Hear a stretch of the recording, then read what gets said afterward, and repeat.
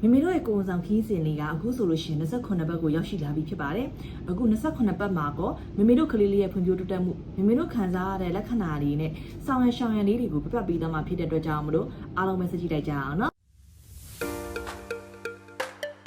အားလုံးပဲမင်္ဂလာပါဒေါက်တာနိုဝင်ဘလော့ကနေပြီးတော့ပြန်လည်ကြိုဆိုလိုက်ပါရရှင်။အခုဆိုလို့ရှိရင်မိမိတို့ရဲ့ကိုယ်က29ဘက်ကိုရောက်ရှိလာပြီဖြစ်တဲ့အတွက်ကြောင့်မလို့မိမိတို့ကိုယ်ဆောင်ခီးစဉ်လေးရဲ့3ပုံ2ပုံကပြီးဆုံးသွားပြီဖြစ်ပါတယ်။အဲ့တော့မိမိတို့ကလေးလေးနဲ့တွေ့ဆုံမှုအတွက်နောက်တက်73ဘက်ပဲလိုပါတော့တယ်။အခုချိန်ကစပြီးတော့မိမိတို့ကလေးလေးရဲ့အရှိက14လက်မလောက်ရှိနေပြီဖြစ်တဲ့အပြင်ကိုလေးချိန်ကလည်း2ပေါင်ကျော်လောက်ရှိနေပြီဖြစ်ပါတယ်အဲ့တော့လွန်ခဲ့တဲ့4ဘက်နဲ့စာလို့ရှိရင်2ဆလောက်တိုးတက်လာတယ်လို့ပြောလို့ရပါတယ်ကလေးလေးရဲ့ဖွံ့ဖြိုးတိုးတက်မှုကိုစပြီးတော့ပြပြပေးမယ်ကလေးလေးကအခုဘိုက်ထဲမှာတိုးနာတွေကန်တာတွေလုံးနေတဲ့အတွက်ကြောင့်မလို့ဟိုနေရာတိုးသလိုဒီနေရာကတိုးသလိုမျိုးခံစားပါလိမ့်မယ်တုံကနေခံစားမှုတွေကတော့ဒါကလေးလေးကဘိုက်ထဲမှာကျွတ်ထိုးနေတာဖြစ်ပါတယ်ညက်ခွန်တွေကလည်းအရင်တော့လိုပိတ်မနေတော့ဘူးပြီးတော့ကလေးလေးကတော့လက်မကိုစုပ်နိုင်ပြီဖြစ်တဲ့အတွက်ကြောင့်မလို့သူ့ရဲ့မေးရိုးကြွက်သားတွေကလည်းကောင်းကောင်းဖွံ့ဖြိုးလာပြီဖြစ်ပါတယ်ကလေးလေးရဲ့ရှာမှာဆိုလို့ရှိရင်သူအရသာခံတဲ့အရသာဖုလေးတွေကကောင်းကောင်းဖွံ့ဖြိုးနေပြီးတော့မမေတို့စားသမျှအစားအသောက်တွေကိုရေမွာရေရနေပြီးတော့သူအာရုံခံနိုင်နေပါပြီဒါပေမဲ့တချို့သူတေသနာတွေကတော့သူ့ရဲ့အရသာခံမှုတွေကရေ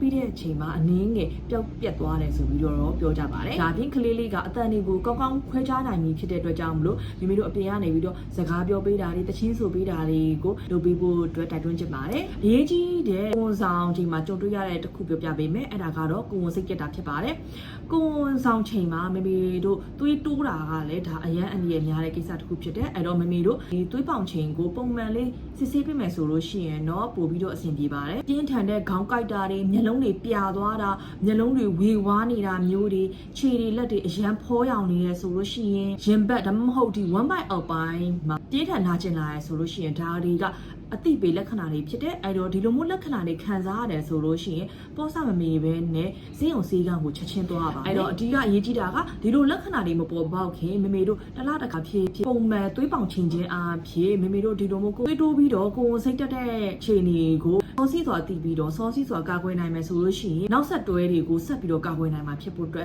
ဒါကအရန်ရေးကြည့်ပါတယ်မေမေတို့ကြုံတွေ့ရတဲ့အဖြစ်များတဲ့လက္ခဏာတွေကတော့ဒီကာလမှာမေမေတို့ခြေထောက်တွေညဘက်ဆိုလို့ရှိရင်ကြွတ်တက်တာမျိုးခံစားရနိုင်တယ်အဓိကခြေပွားတွေမှာစပြီးတော့မမေတို့ခံစားနိုင်ပါတယ်အဲ့တော့မမေတို့ညဘက်တွေကြာလို့ရှိရင်လက်ချင်ကနေတစ်ခုလုပ်လို့ရတယ်ခြေပြားကိုဒီခြေသလုံးဘက်ကိုနည်းနည်းဆွဲပေးခြင်းလုပ်လို့ရပါတယ်ကိုယ်ဝန်ဆောင်ယောဂကျင့်တာမျိုးလေးတွေရေမများတောက်တာလုပ်ခြင်းအားဖြင့်ဒီကြွတ်တက်ခြင်းကနေပြီးတော့ကာကွယ်ပေးနိုင်ပါတယ်မမေတို့ခန္ဓာကိုယ်မှာအခုနေရာရားသလိုဒီနေရာရားသလိုခံစားနိုင်တယ်ဒါကမမေတို့ခန္ဓာကိုယ်မှာရှိတဲ့အရေပြားကဆန့်ထွက်လာတဲ့အတွက်ကြောင့်မလို့ရားတာရန်တာမျိုးဖြစ်နိုင်တယ်ဒါပေမဲ့အရေးကြီးတာတစ်ခုကဒီလိုမျိုးရားရန်တာအပြင်အနီးစက်တွေပေါ်လာမယ်လက်ဖွာခြေဖွာဒါမှမဟုတ်လက်တွေခြေတွေကြီးပဲတီးတန့်ပဲဖြစ်ဖြစ်ဒီကိုယ်လုံးကိုနေရာမလက်ရားနေတယ်ဆိုလို့ရှိရင်အစာမကြေတာပါခံစားရတယ်ဆိုလို့ရှိရင်တော့ဒါကအသိနဲ့ဆိုင်တဲ့ပြဿနာတစ်ခုလို့ပြောလို့ရတယ်ဒီလိုမျိုးလက္ခဏာတွေခံစားရတယ်ဆိုလို့ရှိရင်တော့ဆရာဝန်စီကိုတော့ပြရပါမယ်ကိုယ်လာရင်လာတယ်များမမေတို့အိတ်တာတွေဟိုဘက်ဒီဘက်လက်တာတွေလည်းခက်ခဲလာပဲလိမ့်မယ်အဲ့တော့မမေတို့ဒီချိန်မှာကောင်းကောင်းအိတ်နိုင်ဖို့အတွက်ကျမကတော့ဘေးဆောင်အိတ်တာကိုအားပေးပါ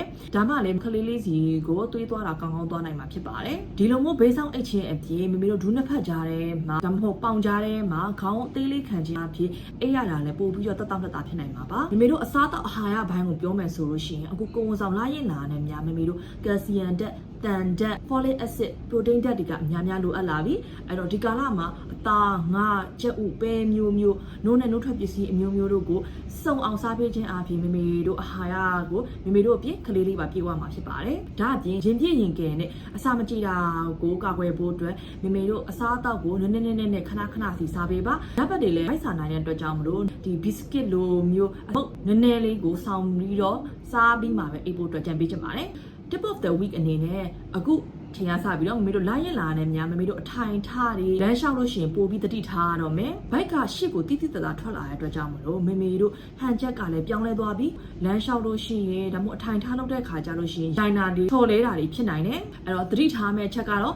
မမေတို့ဒီချိန်ရစပြီးတော့ဒီဒေါင်းဖက်နက်တွေစားဖက်နက်ကိုတလက်မလောက်အထူလောက်ပါရှိတယ်ဖက်နက်တပြင်းကြီးအပါကိုပဲစီပါအဲ့ဒါအပြင်ထိုင်ရတွေထတာတွေလဲရနေပြီးတော့ထိုင်မယ်ဆိုလို့ရှိရင်ချက်ချင်းမလုပ်ပဲနဲ့ဖြည်းဖြည်းချင်းစီထားဖို့အတွက်ကျွန်မအကြံပေးချင်ပါတယ်ဒီလိုမျိုးလဲနေရနေပြီးတော့ထားမယ်ဆိုလို့ရှိရင်လည်းဘေးကိုလက်ထောက်ပြီးတော့မှ ထားလို့ရှိရင်မိမိတို့ခန္ဓာကိုယ်ပေါ်ကိုအကျိုးသက်ရောက်မှုကညွန်နေပါလိမ့်မယ်အားလုံးပဲ portion ဆရာကိုယ်ဆောင်ခီးစဉ်နေဖြစ်ပါစေရှင်မိမိတို့မေးစရာမေးခွန်းတွေရှိတယ်ဆိုလို့ရှိရင်တော့အောက်က comment box မှာဖြစ်ဖြစ် message မှာဖြစ်ဖြစ်ကျွန်မကိုမေးခွန်းလေးချန်ထားလို့ရပါတယ်ကျွန်မတောက်ကြစနေတနင်္ဂနွေည9:00နာရီနောက်ပိုင်းမေးခွန်းလေးဖြေတာပေးပါမယ်ရှင်